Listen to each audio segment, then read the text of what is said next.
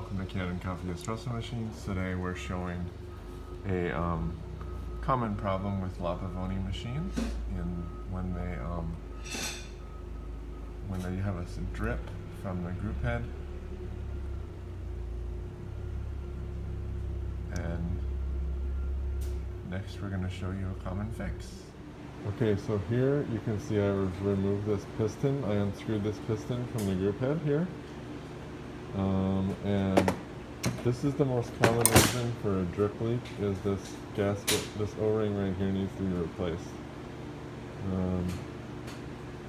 And it's not easy to get out. I use this special tool to get it out.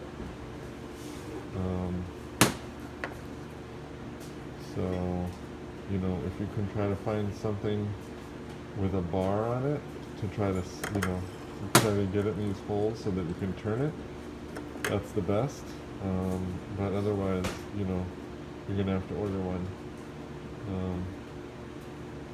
So thank you for watching with Kanen Coffee. Please like our videos below. If you'd like to see more videos like this, please subscribe to our channel. Thank you.